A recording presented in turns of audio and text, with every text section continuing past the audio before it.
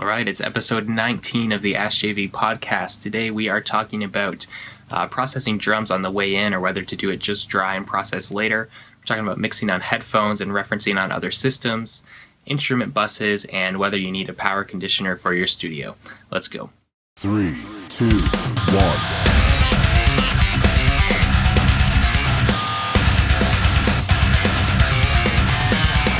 This is the ASKJV Show.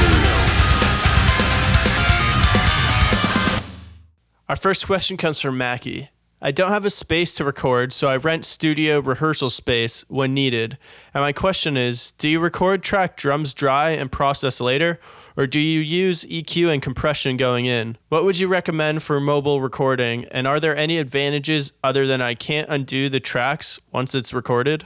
In general, I'll record drums dry and process them later, but there are some exceptions. If I'm at a really nice studio that has some awesome outboard gear or a console, I will use some of that on the way in. So if it's an SSL or a Neve, I'll do a little bit of EQ on the way in. Nothing crazy because, like you said, you can't change it later. So I usually don't go too aggressive with that, but a couple dB EQ here, there, stuff that I know I'm going to do in the mix anyway. I'll definitely do that to get some more of that analog feel and just a different color in the tracks. But if I don't have access to that kind of gear, then it's just recording dry and processing later. Even at my old project studio, the only thing I did on the way in was just a little bit of compression, 2-3 dB on the snare with my distressor, and that's it. But if you have access to the gear, then it is good to use it. It's good to get that extra color and extra flavor into your tracks on the way in. Our next question comes from Alex. How do you go about mixing on headphones? Do you mix at low levels, take frequent breaks? And do you use some sort of simulation like Waves NX? Also, how do you trust your monitoring to be accurate?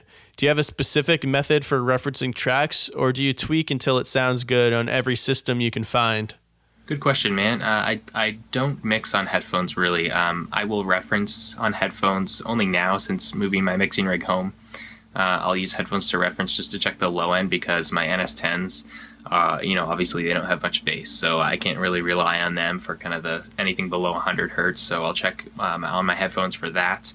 But that's it. I find I really can't mix exclusively on headphones. I guess if I really had to, I could make it work, and I would just spend a lot of time referencing tracks and getting used to the headphones. But I find it very fatiguing, so I think you'd have to listen at very low levels, take frequent breaks like you said, and just really learn the headphones. I did play around with the Waves, the modeler thing, I forget what it's called, the NX, I believe you said.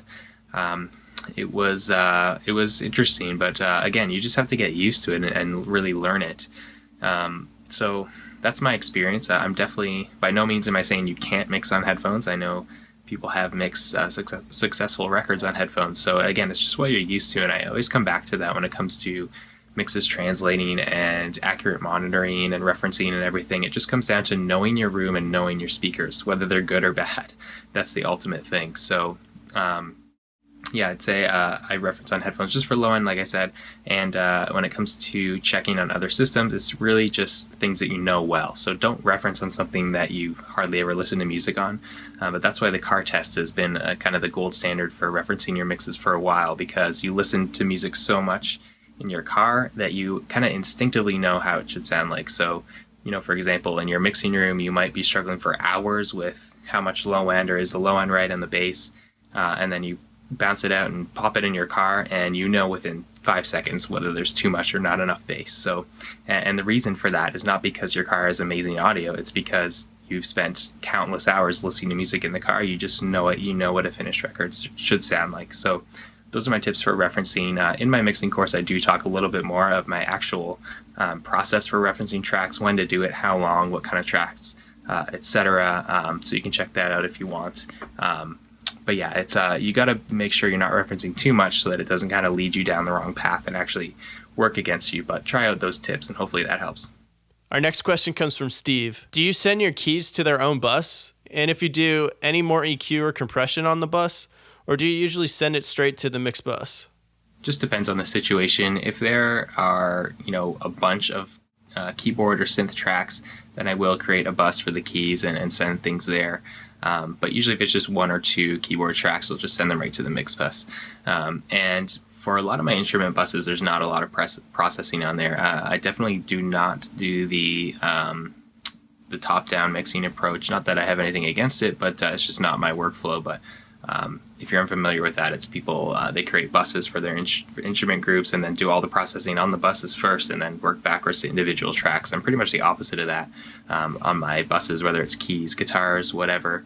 Very minimal processing, usually kind of at the end of the mix process if I find I just need a little bit more on everything in that group. So hopefully that helps. Yeah, it just depends on the scenario, and very minimal processing on instrument buses. Here's our last question for this week. How important is a power conditioner in the studio? I'm no electricity expert, but I'd say it's a good investment. I don't think you should spend hundreds and hundreds of dollars on a power conditioner for your studio, but I think it's worth having. It's convenient, you can turn everything off and on with one switch, and also just have that little protection from power surges or whatnot. You might as well.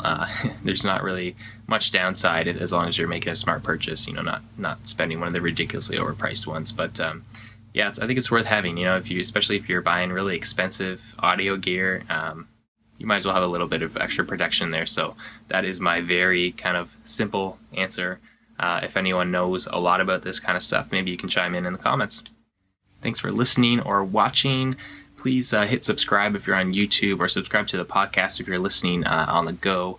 Leave a review. That'd be really helpful if you don't mind doing that. Any comments are appreciated. As always, if you want to submit your question for me to answer on this show, just go to AskJVPod.com and fill out the form there. It's very easy. If you're not on my email list, make sure you jump on at hardcoremusicstudio.com and grab the free mixing cheat sheet. You're also going to get a lot of free stuff on my mailing list there. That's where I kind of send out all the best stuff there. So that's it for this week. Oh, actually, last week I launched my hardcore editing course. So if you're interested in learning how to edit faster with better results, with professional tightness, without a lot of artifacts, and without wasting tons of time, definitely go to the website and check out the hardcore editing course. It just launched last week, and very excited to get into the hands of everyone out there. So check it out if that sounds interesting to you. Otherwise, send me your questions, and I'll see you on the next show.